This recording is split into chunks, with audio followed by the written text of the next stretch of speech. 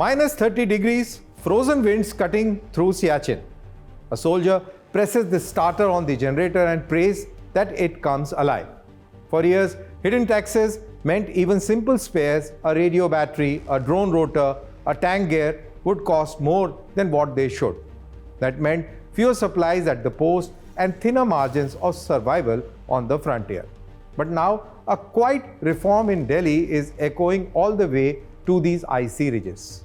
The GST Council's decision of September 3rd slashes taxes on defense hardware, drones, radio spares, and even rifles, down to 0 or just 5%.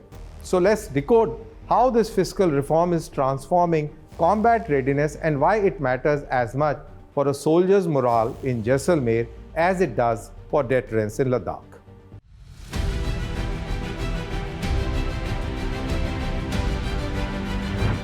For years, India's armed forces lived with what they quietly called a hidden tax. Nearly 12% of procurement costs went into GST and custom duties. The army chief might demand 200 drones. The budget allowed for only 150. The gap, taxes. That translated into a staggering 7,000 to 8,000 crore lost every year. Enough to equip an entire division, gone before the first spare part reached a forward post. With GST relief, that drain stops. Analysts estimate the forces will save up to 60,000 crores over 5 years and about 15 to 25,000 crores annually, enough to fund a full modernization cycle. So what does this look like at the ground level? Let's take something as simple as drone battery. At high altitude, it's not a gadget, it's survival. A drone battery costs about 80,000 to 1.2 lakh rupees. Under the old GST rules, add another 14,000 to 30,000 rupees. That meant quartermaster hesitated to order reserves. Now with zero GST, forward posts can stockpile freely. A commercial UAV that earlier carried 1.8 lakh in taxes are now just 50,000. Military drones worth crores each save lakhs apiece. Scale that across, 5,000 drones planned for induction by 2030 and the saving exceed 10,000 crore. For a patrol commander in Ladakh, that means UAV coverage instead of blind valley walks.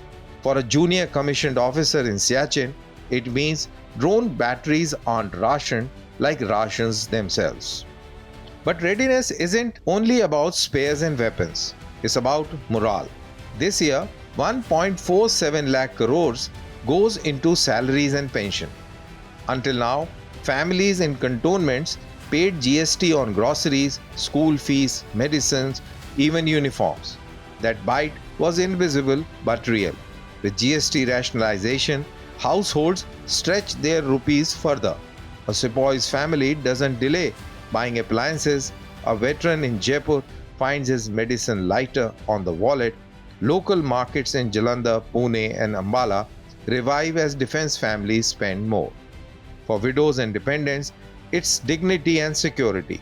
For soldiers at the border, it's peace of mind that the home is taken care of.